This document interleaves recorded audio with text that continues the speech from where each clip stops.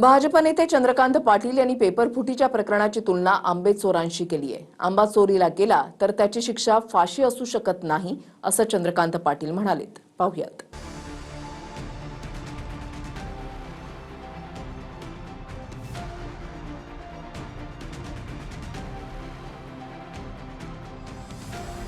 पेपरफुटीनंतर जवळपास 21 विद्यार्थ्यांनी आत्महत्या करूनही भाजप नेते अद्यापही गंभीर नाहीत का, असा प्रश्न मंत्री चंद्रकांत पाटलांच्या विधानानं उपस्थित होतो।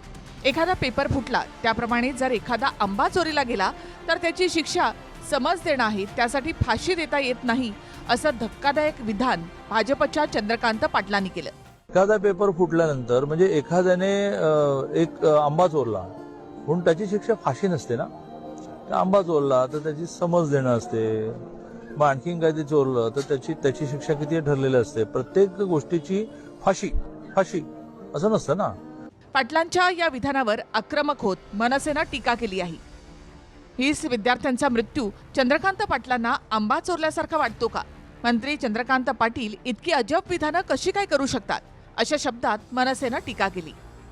तरुण आणि खास करून जेनझी वर्गामध्ये इतका राग का आहे ते समजून घेऊयात। केंद्रीय शिक्षण मंत्री गेल्या 5 वर्षाहून अधिक काळ देशाच्या शिक्षण मंत्री पदावर आहेत। ते शिक्षण मंत्री असताना 2021 मध्ये नीटचा पेपर लीक झाला। एनटीएनं आधी पेपर लीक झाल्याच्या दाव्यांना खोटं ठरवलं, नंतर पेपर लीक झाल्याचं कबूल केलं। 2024 मध्ये सुद्धा नीट पेपर लीक झाला, त्यावेळी पेपर लीक झाल्याचं म्हणणाऱ्यांना खोटं ठरवण्यात आलं। नंतर सीबीआय चौकशीमधून समोर आलं की अनेक जागी पेपर लीक झाला होता। 2026 मध्ये सुद्धा पुन्हा एकदा नीट पेपर लीक झाला। परीक्षा रद्द करून पुन्हा परीक्षा घेण्याची वेळ आली।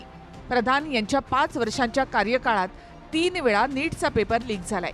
त्याशिवाय 2024 यूजीसी नेट परीक्षा रद्द झाली। 2022 सीयूईटी परीक्षेमध्ये गोंधळ समोर आल्यामुळे अनेक केंद्रांवरची परीक्षा स्थगित केली गेली। 2021 मध्ये जेईई मेन परीक्षेत गोंधळ झाला। रिमोट हॅकिंगद्वारे प्रश्नपत्रिका सोडवण्यात आल्याचा आरोप झाला। इतकंच नाही तर गुण देण्याची पद्धत, प्रश्नपत्रिका तपासण्याच्या पद्धती यावरून सुद्धा अनेकदा वाद झाले। मात्र इतकं होऊनही महाराष्ट्रामधील भाजपचे नेते चंद्रकांत पाटील या सगळ्या प्रकारांना आंबा चोरीचं उदाहरण देत आहेत। एखादा पेपर फुटल्यानंतर म्हणजे एखाद्याने एक आंबा चोरला म्हणून त्याची शिक्षा फाशी नसते ना।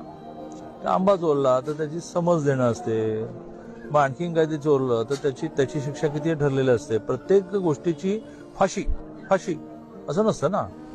Bureau report, TV9 Marathi.